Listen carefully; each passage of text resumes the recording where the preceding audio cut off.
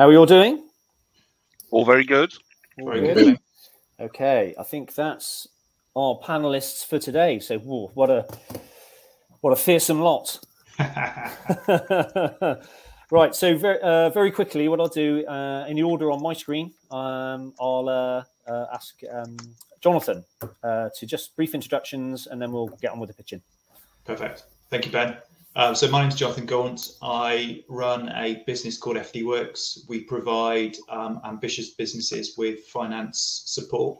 So it's about making finance more of a day-to-day process which adds value. We also do the year-end compliance. As a result of that as well, we've also created our own ideas, and I'm a founder of a technology business which we've grown and was acquired last year by a company called Dext. Many of you may know it's a receipt bank. So I've actually been on both sides of the fence, supporting, but also being a startup and bootstrapping an awful lot. Great, thank you, Jonathan. Pete. Hi, I'm Pete Lockett. Bit of a serial entrepreneur. I've built up and sold businesses, and now I'm an investor, and I head up also the BPEC seed arm. So that's Bristol Private Equity Company, which is a bunch of angels based around Bristol in the southwest. And pleased to be here today. Thank you for inviting me. Great, thanks, Pete. Paul. Good morning, Paul Jones. I'm a regional lead for British Business Bank, the government's bank. My role is to work with everybody, all the stakeholders across the southwest, to ensure we've got good flow of finance to all SMEs. Marvellous, thanks, Paul. And finally, Caroline. Oh, hi everyone, I'm Caroline, or I'm the marketing director at Astley Media. We're a marketing brand PR agency. We work with tech companies across the southwest, and we also support the running of Tech Southwest as well. And we're partnering, we're one of the partners for the Tech Southwest Startup Studio. Absolutely, great, thanks, Caroline. Right, so what I'm going to do is I'm going to ask the panelists to leave the stage. For now, Sam Simpson, if you're still there, Sam, can you head to room 2, please? Sorry, that's our fault. You were put in both rooms, so if you could head to room 2, that would be perfect. Thank you.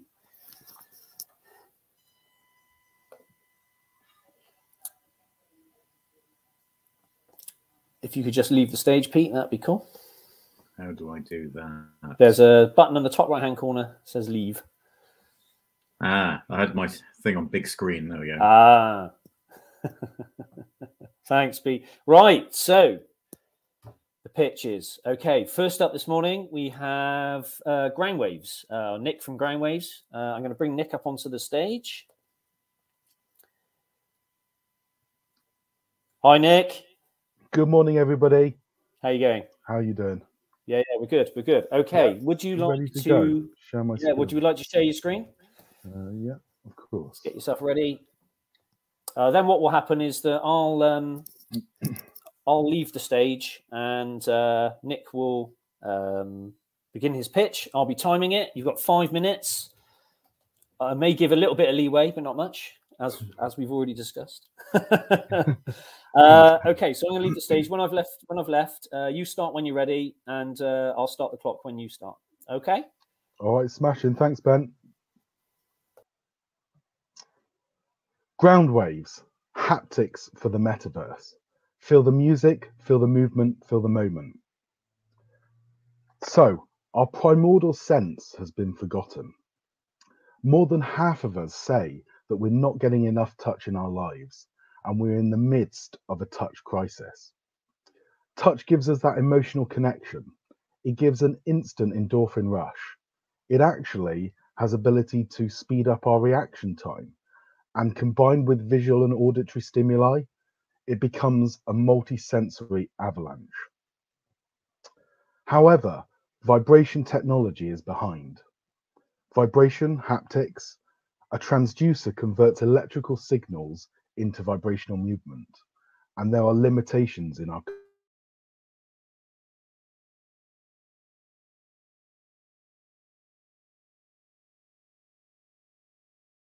current technologies. They are long-form factor, means they're not good wearables. They have high power, which means that they have battery life, and they also have a small haptic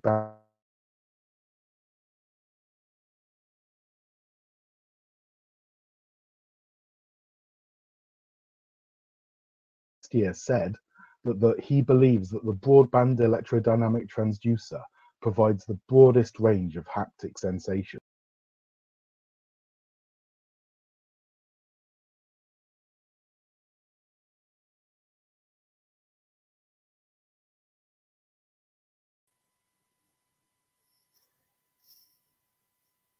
Oh, have we lost Nick? I think we might have lost Nick there. Okay, I think what we'll have to do. Sorry, everyone. I'm not sure what happened there. I think we lost lost Nick, or he lost his internet. So that's a shame. Just see if he's coming back. Yeah. Okay, I'm going to bring Nick back up onto the stage. Hi, Nick. Sorry, I think your internet went down. Yeah. Do you want to carry on where you left off? Yeah. So okay. Our transducer is the best in the market. It has a flat form factor which suits wearables. It's got an inherently broadband design, which means you get to feel the full spectrum. It's got a high efficiency, giving you an extended battery life, and it's of a scalable design, which means that you can adapt it to suit your requirements. It's also easy to manufacture, which means it's a low-cost design and assembly. We believe that the future of haptics is footwear, and so does Sir Clive Sinclair. Just before he passed away, he sent me a message to say that he believed Groundwaves was an ingenious invention. And the reason why we believe it's ingenious is because you can hear the music in your ears, or you get a feeling of vibration in your feet, which provides an illusion of loudness only comparable to standing next to a speaker. We found that feeling a sound from the ground up is far more natural than a haptic rucksack, belt, or chair, which is why we believe the future of footwear is haptics. We've had traction since 2008. We've been working on this with over 1,000 end users' feedback. We've taken it from a seat, which is immovable and large, but has really great self-adapting haptics, to a portable version, which is powerful. And furthermore, we've tested our transducer in other things, such as a ground plate. We've got government recognition from the UK to Dubai, and we've also got some great research partners involved. All I can say is that people's expression speaks the biggest volume. We even managed to get the founder of Reebok on our technology, and you can see here he's giving us a thumbs up, along with all these other happy end users of Groundwaves technology. If you want to find more, search YouTube vibrating sneakers. Groundwaves is being driven by leaders in their field. I'm the CEO, and I bring electronics and technicality to the business, and I've got 13 years experience in haptics, whereas my co-founder Chris is bringing the design element and footwear inspiration into the business. We have a market with hundreds of possibilities. Haptics will form a large part of the metaverse, as we know. We believe that the total addressable market is worth about $200 billion, which is just of consumer audio, and a service operatable market of £2 billion is where we believe the value of haptic shoes lies. Just AirPods alone is worth £175 billion. Our go-to-market strategy is first to launch a luxury haptic shoe, and then use influencers to gain traction in the market before we seek out to form a licensing deal. We want to be the glue between tech giants. Remember, Apple patented a haptic shoe last year. Our future markets are from military to disability and everything in between. And we can believe that haptics will form a large part of all of our lives. So we're seeking £600,000 of SEIS eligible investment, which will provide us 18 months runway for us to complete our product development and secure our multiple IP jurisdictions. We expect to retail by mid-2023. Our plan first is to get an MVP of the transducer and shoe, and then forward with marketing campaigns to launch our product by mid-2023. My name's Dr. Nick Inouye. I'm the founder of Groundwaves, and it's been a pleasure to talk to you today. Thank you.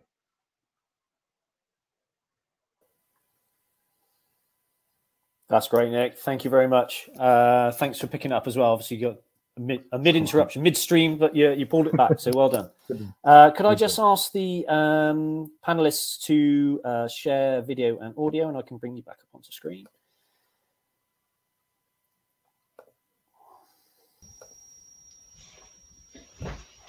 We've also got Nancy from Activate in the audience. So Nancy, I'm gonna bring you up as well if that's okay. You're sat in my waiting room, so I'm gonna bring you up.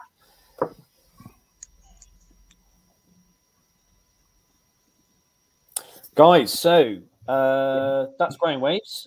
It's really interesting stuff. I think actuators, it's obviously a huge market. Haptics and the whole metaverse thing is going crazy. And so first of all, so who's got a question for Nick?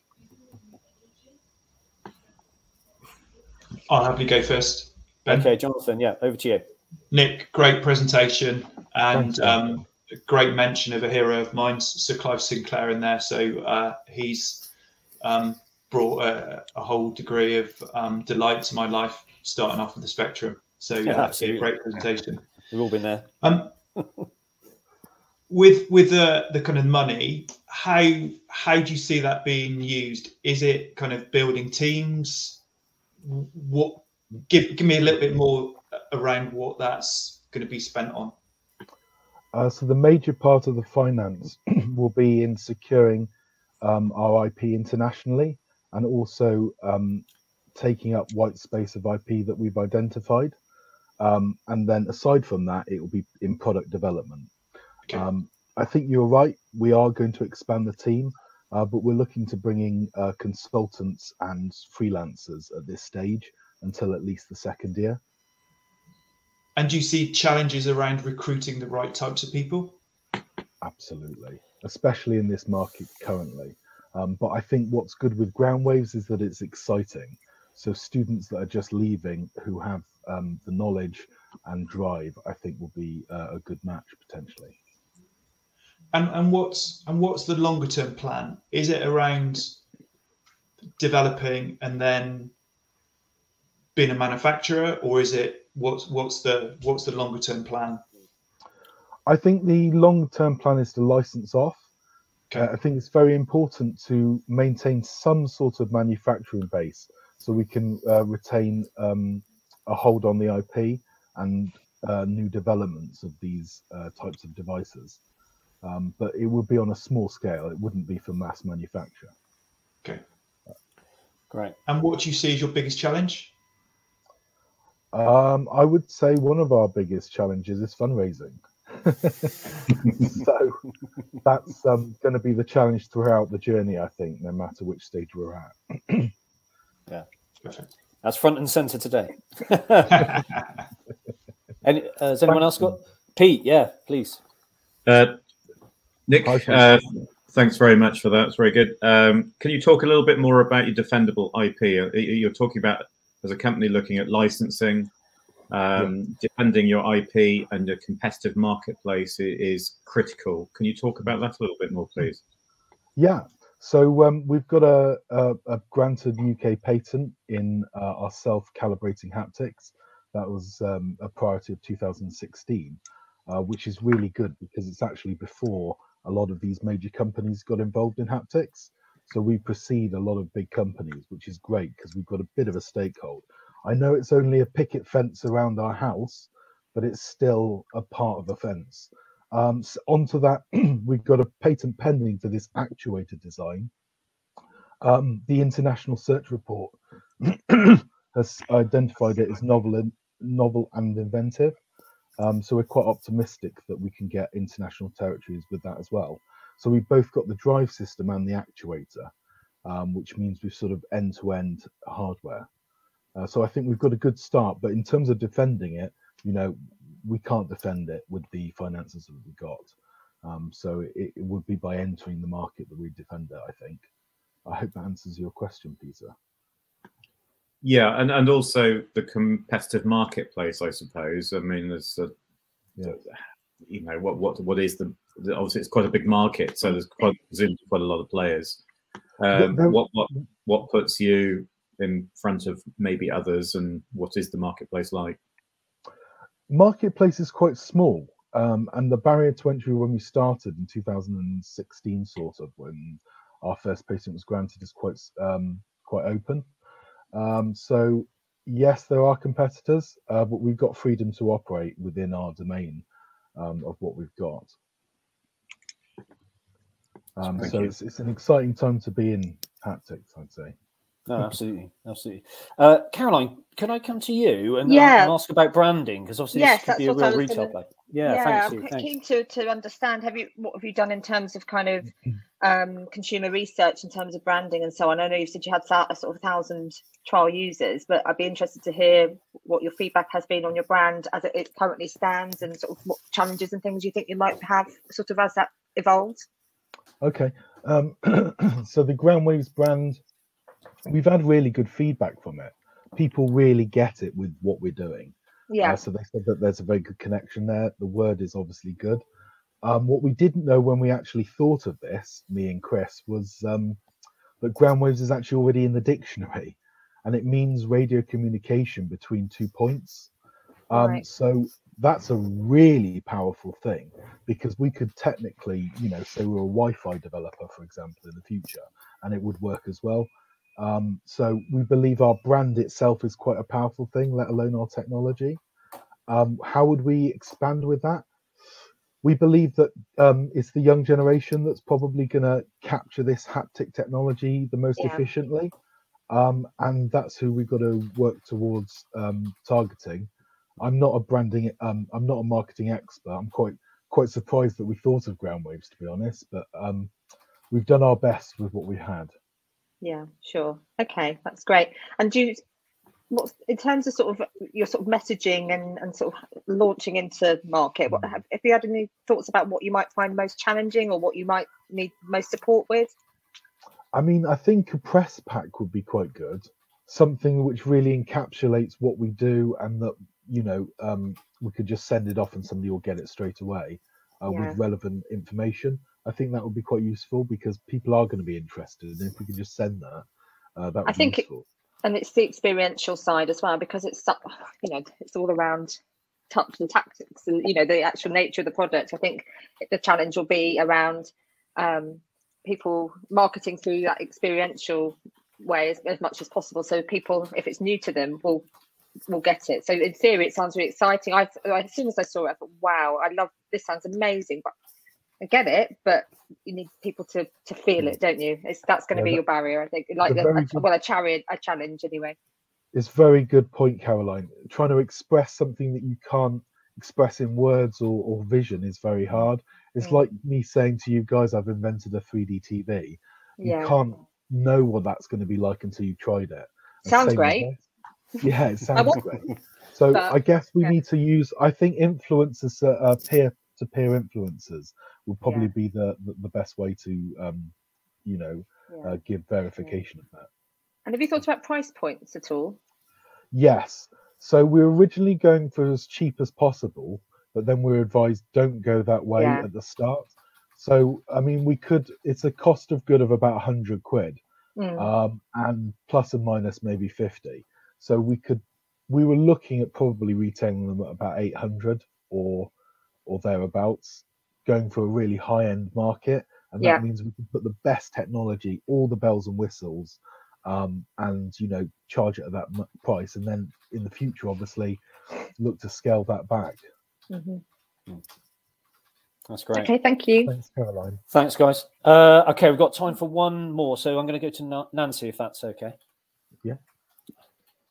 Nick, you had mentioned you plan to target social media influencers and other influencers. Can you talk a little bit about your go-to-market strategy to reach that high-end market? Yes. So, I mean, we know some high net worth individuals. So we're hoping that they might come on board for our launch. And so, you know, we basically give the issues out to influencers that we think we have direct target to our audience. and obviously for free, and just let them play with it, really. And I think it's that sort of natural way that will get it through. Whereas if we get celebrities and do a really big TV advert, it's not the way I think the Generation Z pick things up these days. It's going to be peer-to-peer, the influences that they follow, and it's more of a natural route rather than forcing it with a fancy advert. That's great. Okay, guys. So I'm conscious of time, and I'm also conscious, Paul, that haven't had a chance for you to ask a question yet. So we'll come to you first for the next one. Okay. Thanks very much, Nick. Great presentation. Great answers. Well done. So yeah, big thank you to Nick. And if you could leave the stage, Nick, that'd be great. Yeah. If anyone wants to catch up with Nick, he'll put his details, I'm sure, in the chat. And otherwise, if you want to contact me directly, and I can put you in touch with Nick. Thanks, guys. Take care. Okay. Thanks, Nick. Okay. Thanks, panel. We're going to be moving on to our next presentation now. So if I could ask you all to leave the stage. Perfect. So our next presentation this morning is Eate, who's Sam Chapman of Eate, who will be presenting about his digital app called Leafe. So Sam, I'm going to bring you up onto the stage. Hi, guys. Hi, Sam. Hi, Sam. How you doing? Good, good. Okay. Technologies worked in one. Yeah. Absolutely. Right. Let's see if we can share your screen. Okay. There we go. Does that work? Everyone see that? It's coming through. Yes. Okay. You seem to be midway through it, though. Is that right? Or oh, no, that is the first slide. That is the first one. Okay, brilliant. No, that's cool. Sorry. Right. What I'll do is I'll just turn my camera and audio off, and you can start whenever you're ready. Okay. Hi, guys. I'm Sam, CEO and co-founder of Eate. We have an app called Leafe. Did you know that there are over 500,000 food businesses in the UK registered with a food hygiene rating? And every single one of these businesses have to take legally required hygiene and compliance records every single day. For a majority of the food industry, these records are still taken using pen and paper. And as well as this, 100% of food businesses with a low food hygiene rating have poor record taking as a reason reported by EHO for that rating. This is despite 75% of those having good practices reported when it comes to actually handling food. If a restaurant moves down just 1 point from the top hygiene rating of 5 to a 4, then they can lose 20% of their sales revenue. If, however, they move from a 5 to a 3, which is still considered good, they can lose up to 65% of that sales revenue in a year. For 13,554 businesses last year, however, losing sales wasn't a problem that they had to worry about because they faced immediate closure by a local hygiene authority. Clearly, for the food industry, paper records are a constant source of problems. Every industry has started to digitize their paperwork and management. Why is the food industry being left behind? Scroll through. Well, Leafe is an app that solves this problem. Leafe allows any food business to manage inventory, hygiene compliance, cleaning routines, and more in an easy-to-use app. Leafe is 65% faster than using pen and paper, and it massively reduces staffing needs. In fact, for one of our customers, they moved from having 14 team members involved in hygiene compliance daily to having just 2 team members involved in hygiene compliance daily. Not only that, 100% of customers who have received hygiene inspections since using Leafe have maintained or moved up to the top hygiene rating of 5, which means they don't have to worry about losing out on sales anymore from that route. Proper inventory and record taking with our smart inventory tool can also reduce food waste massively and can save some restaurants up to £175,000 a year in food waste. In the first 4 months since release, we have had over 300 business signups, and in the past 3 months, we've grown our monthly recurring revenue by 359%. All this with 0 churn customers. We've already acquired customers such as the Accor Hotels Group and Heineken Star Pubs, as well as some others that you can see on the screen now. And we have the Gordon Ramsay Group and the Ivy Collection in our funnel. We have an incredible team of experienced people. Our CTO is an ex-Renishaw software engineer who has published medical research of the use of software in hospitals. Our marketing guru is a V&A published author, and he's led marketing campaigns for heritage brands such as Parmesan and Parma Ham. And as for myself, I've been a chef since I was 14. I'm an associate of the Institute of Hospitality, and I've worked in a whole plethora of Michelin star kitchens. It means we can really say that our app's built for chefs by chefs. We also have some incredible advisors and board members, including Mike Conyers, who's the CEO and co-founder of Res Diary, the restaurant reservation app, which recently sold to one of our customers at Core. We have Chris Letcher, who's our chair, who's also previously been the chair of Teletext Holidays and was investor #1 in Secret Escapes. And Seb Blunk, who recently exited a business during the pandemic, which was Skimlinks, which basically run the back end for all of like link referrals online. We're also really lucky in having some local advisors and investors in BPEC, including Pete Lockett, who's on our panel today, and their chairman, Alan Rosengren. We've already received £135,000 in SEIS funding and are raising our next round of EIS investment right now. If you're as excited as I am about reducing food waste, getting rid of pen and paper from the food industry, and just helping food businesses grow, then contact me today to learn how to get involved. Cheers.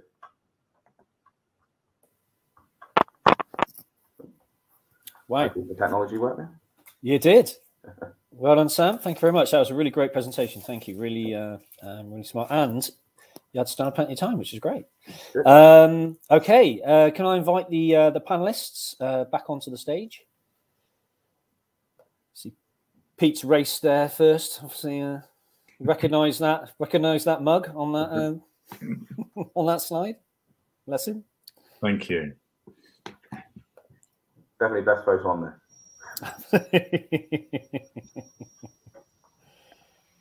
Okay.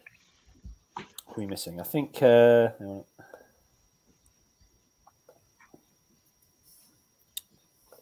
right. Well, I think Caroline may have had to pop off. So, right. Who'd like? Oh, sorry. Yeah, we're going to go to Paul. Paul first. Yeah, no Any questions for Sam? So, Sam, what a brilliant presentation! Really compelling. Got the message across really clearly. You look at it now, wonder why this wasn't done years ago by somebody. So it's great. You found an obvious niche. Can you tell me a little bit about how it's protected and what stops somebody just setting up exactly the same thing and replicating it? It's a huge industry to go at.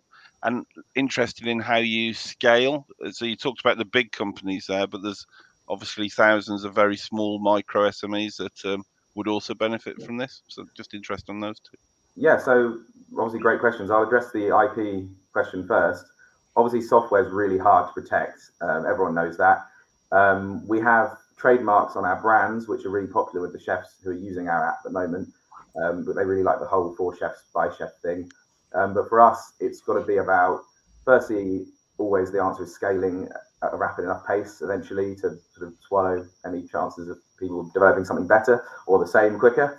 But the other thing for us has really been working with local councils and hygiene inspectors themselves. So we developed the app with Bristol Council, who already occasionally suggest the app to certain, especially small restaurants and businesses. We're working with the Association of London Hygiene Inspectors as well. And they basically develop the scores on the doors system.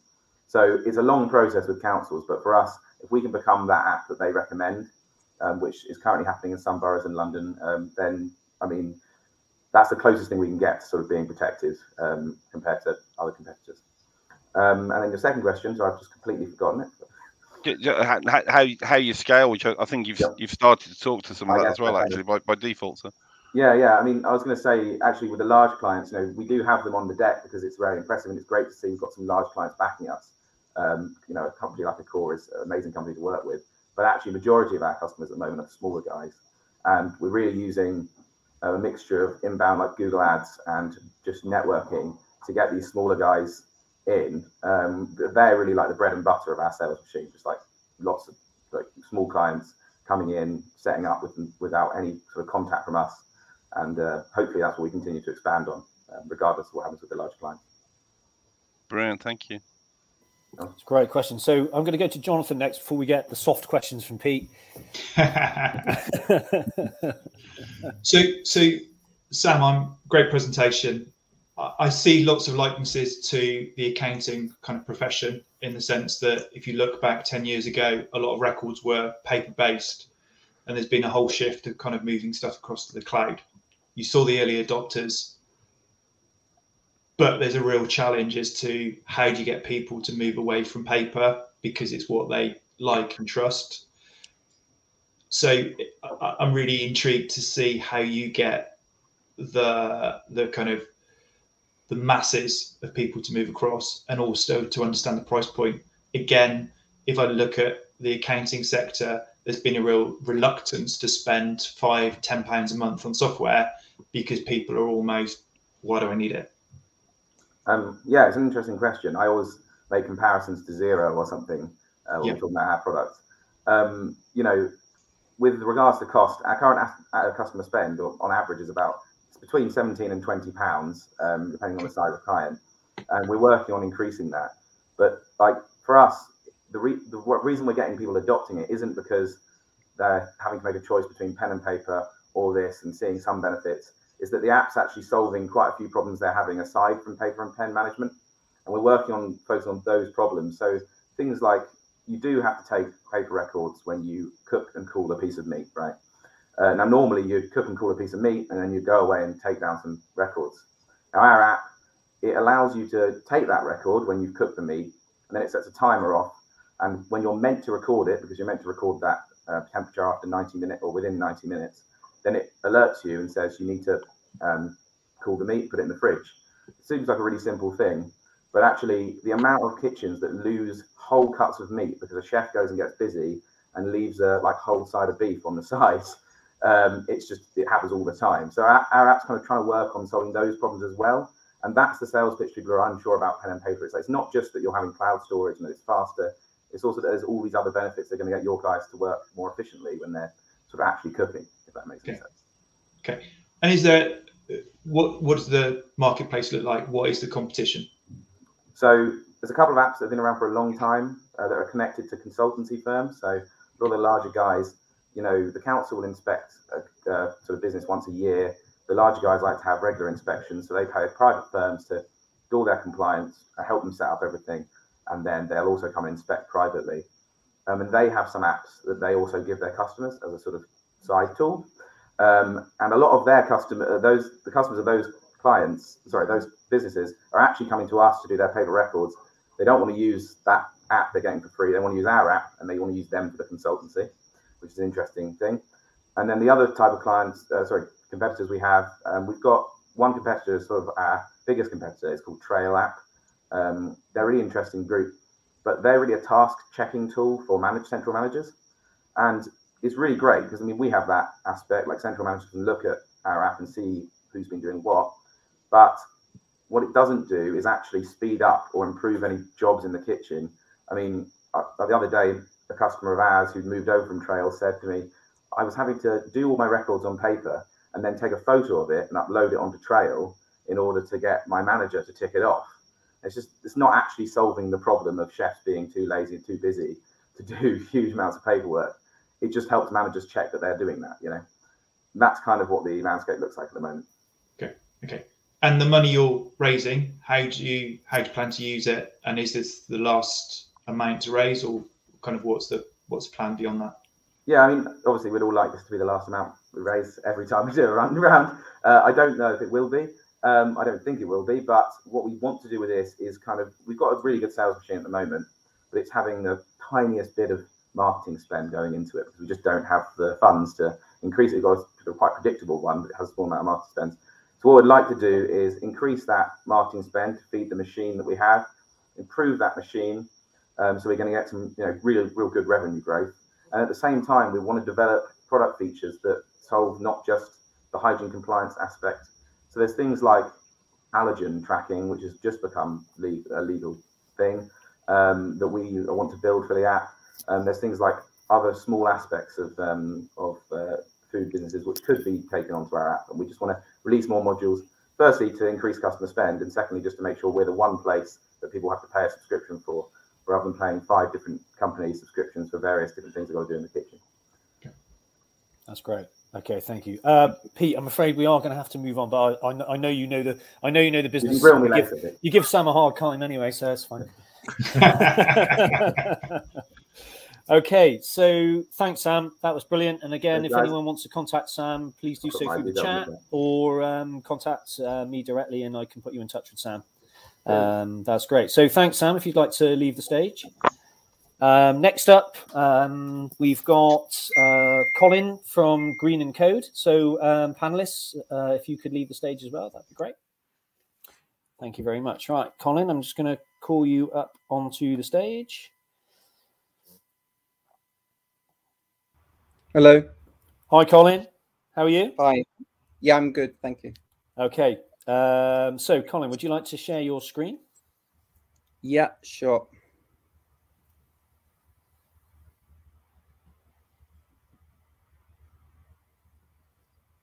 Is that working? Yeah. It's just coming through now. Yeah. So if you just pull your presentation up, that's perfect. Okay. Right. I'm going to turn my camera off and everything. And so you just start whenever you're ready. Okay, Colin? Yeah, thank you very much.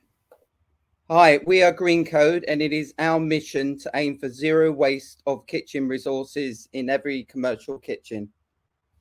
Did you know that the food and drink industry is the biggest emitter of greenhouse gases in the UK, and it's bigger than all of our combined transport emissions? Also in the UK, we waste over 1 million tonnes of food waste per year. That amounts to a monetary loss of £3 billion per year. But things are actually changing. In 2023, the UK is going to introduce mandatory food waste monitoring laws, and Green+Kode will be the first to cater for all commercial kitchens' food waste monitoring needs. Not just the large kitchens, but also the underserved small and medium-sized kitchens who do not have any affordable food waste monitoring tools available for them. Our value proposition is that now we measure food waste on our smart weighing devices, and then in our second year, we will move on to monitor electrical, gas, and water waste in real time. We are currently developing a new tool in granular food waste reporting. Our purpose is to enable kitchens to become more sustainable, reduce their costs, and reduce their CO2 emissions. We also provide smart tech in the form of modular products that slot together. And also our customers can now act on reducing customer and kitchen waste weekly, monitor how efficient their kitchens are run and their effects on the environment, all in real time. In our solution, we weigh different food waste streams on our smart weighing devices. And in the slide above, you can see kitchen preparation waste and customer plate waste.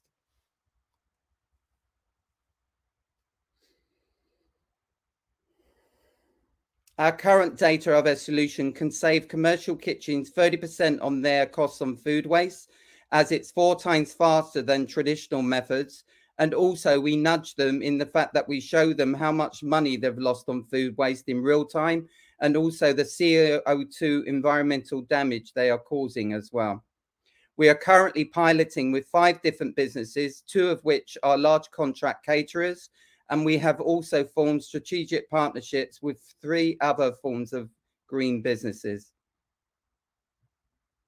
Our business model is a B2B SaaS model in which we offer free trials, and we sell our products in a one-off payment, and we have a monthly dashboard subscription fee for our live metrics as well. Our market opportunity, we have a beachhead market worth £1.5 million by working with large contract catering groups. And then we're going to move on to the UK market, which is worth £1.4 billion by working with partners to form strategies to get the SME hotel and restaurant groups as well. In terms of our competition, you can see on the graph above, we're showing key metrics versus our competitors, and on there all the ticks are the value that we've added in terms of our products, and you can see that compared to our competitors. And at the bottom of that you can see that in terms of the price, we are the most affordable. The most important thing to note as well is that we are the only one producing modular products. We are seeking investment for rapid scale up after piloting finishes, and stage 1 investment is for guerrilla-free trials in 12 large groups of kitchens with over 30 sites each in one business. We're also looking after that after the trials have concluded, to go into rapid scaling into all of the stage 1 groups. And also we're forecasting a turnover of 1.4 million over a 2-year period. In terms of the founders, we are 2 tech founders, myself and co-founder James Tang. And we are different in this aspect that we built our own MVP. I built the electronics and back end, and James built our front end dashboard. We have a board of advisors of 4 people, which together they hold a hospitality experience of over 100 years. And we regularly meet with them once per month for stand-ups and advice and introductions. Thank you.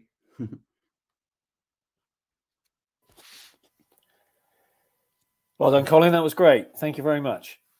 So if you could stop sharing your screen. Yeah, cool. Perfect. Thank you very much. That was really good. Could I ask the panel to ascend to the stage again, please?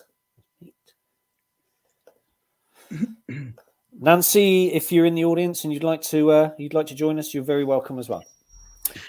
So I'm going to turn to you first, Pete. Any thoughts? Yeah, hi Colin. Thanks very much. You've obviously done some substantial work leading up to this point, so well done for that so far.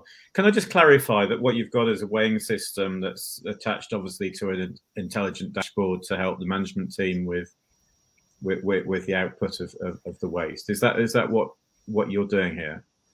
It's more than that, actually, Pete. It's because we produce modular products, and why do that? Because it means you can capture a larger market, which none of our competitors are interested in doing. So none of our competitors work with small and medium-sized kitchens. They only work with the large corporate groups, and they charge a lot of money for their products. So what we do is introduce a base product, which is our weighing machines, which is really, really cheap, and it offers us, it's offering the only automated service from our competitors as well. And then what we are working on now is our granular food waste reporting, which we're going to patent because it's new and radical, and it will actually destroy our competitors because we're going to make it dirt cheap. And also it's really easy to get granular information. So we're different in that respect, that we're working with modular products that add on together. So it's not just one product, as you were kind of asking. It's basically 1, 2, and then it will carry on 3, 4. Okay, so you're looking to sort of integrate yourself into those kitchen environments at a deeper level. Every product will add added value. So it's like you have a base value, and then you keep on adding on. Great. And we're doing more than our competitors are doing as well. Thanks, Colin. And how is the feedback going? It's okay. I mean, it's obviously anyone who's aware of the hospitality industry should be aware that they're having problems with their staff. So they're all having problems with staff. They're also having problems. Some of them are having problems with their supply chain. But all of our testers, piloters are with us for the long haul. You know, they're with us for as long as we're going to carry on to get to the end. And obviously the end result from that would be to actually get contracts through them. And then the funding would be for the rapid scale up after that. I guess what I'm asking is that your sort of big sale when we're going into the presentation is about, say, reducing food waste. What I'm kind of looking for is what some figures maybe on how food waste has been reduced in an organization. So I beg your pardon. Yeah, I mean, basically it depends on the organization. So basically there are some that are really efficient. So there are some where you could probably only get 15% increase on the you know, because they're super efficient in their kitchens. There are others which are on the other side of the spectrum, which aren't efficient at all. And you could get over 50% savings on their food waste because they're huge. Also, in contract caterers, they're really efficient in the kitchens, but they're completely inefficient on customer plate waste. And there's a huge value for us in giving them information, insightful information about what customers are wasting, you know, on particular events and things like that. And they really value that information because it's going to help them feed that back into the people that actually order the food. And also they would know which genders and which types of events are going to give them a huge waste problem as well. Thank you. That's great. Thank you. Paul, have you got any questions for Colin? I was going down the same line. Really good presentation, Colin, and really interesting area and one we know that we need to solve. I suppose that the question is probably this works on a massive scale. How are you actually going to break down the market to address it? Because you could go for everything in one go and get a little bit stuck upon your we're direction. very careful. We see the huge value in working with contract caterers because each of them have got between 30 and over 100 sites each, and each of them could hold over 2 of our machines in every kitchen.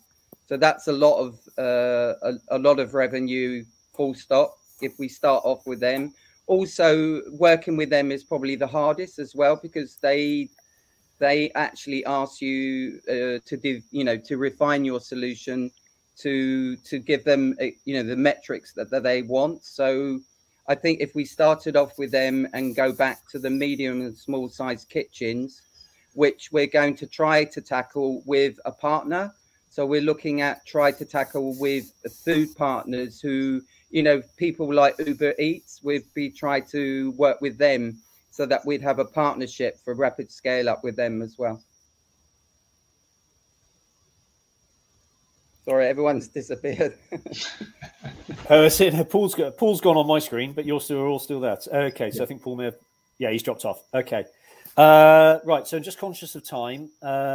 So Jonathan, I'll come to you first for the final presentation, if that's okay.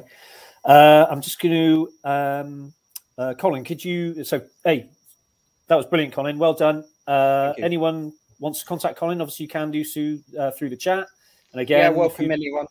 Absolutely, I think, and also via me, I can put you in touch with Colin as well. So if anyone would like to follow up, that'd be great. So thanks, Colin. If you'd like to leave the stage. Thank you. And okay, so we'll move on to our final presentation, which is Zeke from Milbotix. So panel, if I could ask you to step down for a moment. Perfect. Okay, Zeke, I'm going to invite you up onto the stage. Hi, Zeke. Hello. Can you hear me okay? Yeah, can hear you perfectly well. Brilliant. Good to see you. The lighting's a bit dodgy here, so just excuse those funny marks on my face. No, that's fine. Don't worry. Would you like to share your screen? Yep. Okay. How's that? Can you see that? Yes, we can see that perfectly well. Okay, Zeke. So I'm going to turn off my camera and audio, and I'm going to hand over to you, and you just start whenever you're ready, okay? Lovely. Yep, I'll go ahead. So hello, everyone. My name's Zeke, and I'm the founder of Milbotix. We are creating smart socks to improve dementia care with broader applications in telehealth. The story of Milbotix really begins with my great-grandmother, Kath. She was a gentle person, and she had an amazing passion for jazz music. However, 5 years after her dementia diagnosis, she became prone to bouts of physical and verbal aggression, which really placed tremendous burden on my family. So inspired by this experience, I began doctoral research in Bristol to find a technological solution for Kath's symptoms, and my research success led me to found Milbotix. After Kath passed away, I spent some time volunteering at a care home, and I saw here the effect that agitation had on carers. They found it exhausting and it occurred daily. Agitation is actually the leading cause of admission into care homes for people with dementia. Carers spend 28% of their time managing agitation, and it adds £2 billion per year to the UK's dementia care bill. The number of people living with dementia in the UK will double over the next 20 years, and the cost will treble to £44 billion. The sector's already in crisis, as you've probably seen in the news. There's a funding shortfall as well as staff shortages. So we are developing smart socks that help to reduce agitation. Worn by people with dementia, they alert carers to stress in real time, and they also improve awareness of agitation triggers in the environment. They incorporate a bespoke physiological sensor array and a machine learning-based stress recognition algorithm. And through those technologies, they can promote improved well-being for people with dementia and carers, fewer behavioral issues, and also, most importantly, perhaps, reduce costs for care homes. Now, Apple Watches and Fitbits are often removed by people with dementia, and this leads to loss and damage, so they aren't really suitable. They can also increase agitation, and they're too complex for many older carers, so particularly in community settings, and carers tend to struggle to keep them charged. Our smart socks require no charging, and they can be washed on a regular machine cycle. Alongside stress, they can monitor vital signs, they can detect and predict falls, and they can also localize the wearer so that in care settings, formal care settings, residents can be prevented from leaving. We have an experienced team. Jackie is our head of customer and product, and she is a dementia specialist with over 35 years of experience in social care. Eate is our head of science and research, and she's a psychology researcher with specialisms in physiology, neuroscience, and emotion. Oh, sorry. I am our head of technology and strategy. I laid the groundwork for the smart socks during my PhD, and I've worked in roles spanning electronics, software, and artificial intelligence. Care home that we've spoken to really love what we're doing, and we've already received a commitment to buy subject to conditions. We've also been speaking to GPs who recognise the potential of our smart socks to support clinical practice, improve patient outcomes, and save costs for the NHS. We're working with 4 care home partners, including Southern Healthcare, with whom we'll be running a technology pilot, and also Hallmark, who are collecting feedback on our smart socks at 21 care homes. It's worth pointing out some of our research partnerships too, the UK Dementia Research Institute, as well as Bristol Health Partners, which is an academic health science centre backed by 3 councils and 5 NHS trusts. So far, we've received financial backing from Innovate UK Edge and the European Regional Development Fund, and we're also discussing projects with the Alzheimer's Society, the Ministry of Defence, and the European Space Agency. So we've received favourable feedback on our pricing model for care homes. Really, for around £30 per month, a resident will receive 10 pairs of socks per year, and that generates a monthly contribution of £9.16 per resident. Our beachhead market, or SOM, is care homes with residents who self-fund their own care. This market encompasses around 80,000 individuals and is worth £28 million. However, our technology has broader applicability not only in care homes, but also in the community for people with dementia, autism, and learning difficulties. And we're exploring distribution in the NHS alongside applications in space and defence. The UK TAM is £500 million and the global TAM is 18 billion. Fourth generation prototype has been successfully trialled with over 70 healthy people, and the 5th generation is undergoing evaluation with Hallmark care homes. It's barely distinguishable from a regular sock, which is very important for acceptance, and it's also comfortable for people that have conditions such as edema and diabetes. Alongside the sock, carers will have access to a free mobile app, and crucially, we intend to deliver an application programming interface which can integrate with existing software that care homes are already using, which will reduce burden, the training burden on staff, as well as ease the route to adoption. So we really believe that our smart socks will revolutionise telehealth. They're more acceptable than wristbands, and they overcome issues with practicality and user adherence. The cost of caring for somebody with dementia and agitation is £4,000 more expensive than for somebody who doesn't have agitation. And by reducing agitation, our smart socks will save costs for care homes. On our roadmap are technology pilots with research partners, and we intend to commence sales of a non-medical version of our smart socks in 2023, with sales of a medical version commencing a year later.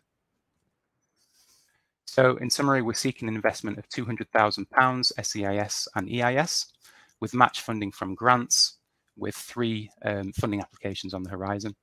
And this will be used to complete our product development and move towards commencing sales in 2023. Thank you for listening. I'm very interested to hear your questions. Thank you. That was great, Zeke. Thank you very much. Really interesting sector, as you say, very topical at the moment. If I could ask the panelists to ascend. Just coming on board now. That's great. Thanks, guys. Jonathan, I'll come to you first. First question for Zeke. It's more of a wow, Ben. Who knew socks could be so exciting? Absolutely. So Zeke, you mentioned that within the kind of the team, there's 3 of you. Mm-hmm. What's the kind of the plans with the 200,000? How do you plan to use it? Is it team growing? Where's the money going to be spent? Yeah, it's primarily on the team. So we're looking at recruiting 6 people. Focusing really on software development roles. So we have a hardware partner on board called Thrive Wearables. A bit of the money will be used to fund their activities, but we really want to focus on the software because that's where the innovation is in what we're trying to deliver. And alongside that, it's really about building evidence that the technology is safe and effective for people with dementia. So with our research partners, we're looking at really a program of feasibility studies that are going to collect a lot of evidence, really justify the health economics, as well as the benefits in terms of well-being and cost savings. Okay, and the price points you talked about in there. So you've kind of gone through some work on in terms of pricing. How realistic are those prices? How does the business scale from a manufacturer point of view? Yeah, it's a really good question. So in terms of our beachhead market, I think £30 per month is fair. It's reasonable. The care homes that we're targeting are going to be the ones that are serving sort of more affluent self-funders. However, when you look at the lower end of the market, the technology spend is much lower as well. So we're hoping that by approaching the sort of more affluent care homes first, we can achieve economies of scale and then ultimately reduce our costs, and that will enable us to reach the lower end of the market. And in terms of manufacturing costs, so we're thinking around £25 per unit per pair of socks. Obviously, it will be contingent on the volumes that we order. We're actually talking to a manufacturer in China about a possibility of acquiring 50,000 units and looking at getting a quote on that. Until I get that out, I can't really say whether it's feasible, but the current prototype is around £40. So we're sort of edging there. Because I guess that brings into its own, in terms of actually having to buy them in such quantity, the cash flow implications and kind of factoring that in. Yeah. That's very true, yeah. So obviously we'd need additional investment beyond this to fund the scale up. And what would enable you to go faster? So you talk about a 2-3 year kind of plan, but what would enable you to get there sooner? It's really difficult. I mean, I've been having this discussion with Ben. Come on. So the problem is that because it's a medical device, inevitably you have to go through quite a rigorous process of collecting evidence. So what we really want to do is develop a non-medical version of the technology that we can get to market sooner. But we still have to collect some evidence on that route, really. So, you know, potentially 2023 is achievable. The thing that's slowing us down is the hardware development. So through Thrive Wearables, and I'm pressuring them to try and, you know, operate more quickly, get that hardware to market more quickly, so that we can start to collect evidence sooner. That's great. That's great. Thank you. Thanks, Jonathan. Thanks. Peter, I'll come to you next, and then Caroline, I'll come to you if that's okay. Hopefully this is quite a quick one, but it doesn't require any battery or power. Can you just tell us a little bit about how it is put together physically? You know, monitor. You know, obviously you got some sensors, and how does the collected information then pass to the phone or whatever? Okay. Yeah, so it does have a battery. The battery is non-replaceable, so it lasts 6 months. And the way that we'd be distributing these is that there'd be basically 2 batches of socks over the course of a year. So after that 6 months has elapsed, the batteries have run out, they'd be returned back to base, and we'd ship out some new units. In terms of the sort of sensors themselves, so there are 4 sensors on the socks. electrodermal activity, heart rate and heart rate variability. There is also a skin temperature sensor and motion. And we have a machine learning algorithm which fuses the data from these sensors to estimate stress, around 70 to 80% accurate. So that's really good. The transmission of data currently is handled over Bluetooth, but this was only for our trials. So we've been talking to care homes about the kind of infrastructure that they have in place, and also considering the price point. And it looks like Wi-Fi is going to be the best solution in terms of us not having to introduce additional infrastructure to support that, care homes not needing to maintain that infrastructure, and just interoperating with what they already have. So ultimately, we think a Wi-Fi connection there. And then obviously you've got the cloud service that would be receiving the data, and then some sort of dashboard that would be presenting it, as well as the API for integration with existing software. Okay, sounds brilliant. That's great. Caroline. Thanks, Peter. Hi, Zeke. Apologies, I missed the start of your presentation. I had to go to the PCR testing centre with my daughter, so I'm sorry I missed the first part. But it sounds really exciting. I suppose one of the things I'm interested to hear about is what have you thought about in terms of marketing challenges and things you might have, or challenges in terms of messaging or brand? Have you had any thoughts about things that you're not so sure about, or might need extra support with? Yeah, definitely. So I think the biggest market for this technology is primarily in people's homes. Yeah. And I would absolutely love to develop the product and just get it straight out there into people's homes. The challenge with that is that I think the marketing effort to achieve that would be quite significant, and it would need a lot of finance behind it. So at the moment, I'm very much focused on quite a narrow sector. It's really quite easy to approach. So, for example, I attended the care show in Birmingham not long ago, and you had all the major care homes there just swanning around looking at technology and how it can help. Yeah, you've got a willing audience. So I'm very there, much trying to. Correct. Yeah. So the sort of marketing side is really aligned with my access to funding. So very much focused on sort of quick wins initially, low hanging fruit, and then obviously over time increasing the budget and building awareness more broadly. Okay. Thank you. Thank you. And then finally, Paul, have you got any a final question for Zeke? Not really beyond what I was interested in that route to market, really, which has just been covered. Fantastic presentation, Zeke, and I can really see, having worked a little bit on the edge of this market, how it's going to get traction very quick. So congratulations to you for getting to where you are. But I'm probably in that earlier camp. How can we get there a bit quicker? I'm hearing that a lot from me on a daily basis. but fantastic job. Well done. Yeah. Well done. Yeah. Thanks so much. Really appreciate the feedback. So, and the questions. Thank you. Thanks very much, Zeke. Great presentation. Well done. And that was our last presentation for today. So leaves me to say thank you very much to our panelists, Jonathan, Pete, Caroline, and Paul. Thanks to our cohort and our pitches today. So that was Nick from Groundwaves, Sam from Eate, Colin from Green+Kode, and of course Zeke from Milbotix. So thanks very much for all your feedback, guys, and thanks very much for the presentations from the cohort.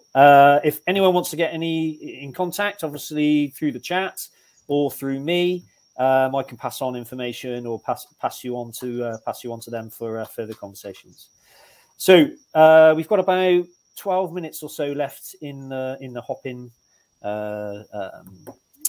In hop-in. So you've got two choices really. So you can either go back to the session stage, three choices actually. Session stage and go to the welcome lounge where there's a bit of a chat going on in a more wider sense, or you can go to the networking tab on the left-hand side where you'll be randomly matched to someone for a chat. Up to you. Or obviously the third option is Leafe. It's up to you. But obviously I prefer the first two. But entirely up to you. Appreciate that everyone's time is really valuable. So I'm going to pop over into the sessions and see what's going on over there into the welcome lounge. And you'll be very, very welcome to join me. But thank you, everyone, and thanks for all your time. We all do really appreciate it. Thank you very much. Thanks, Ben. Thank you. Thanks, Ben.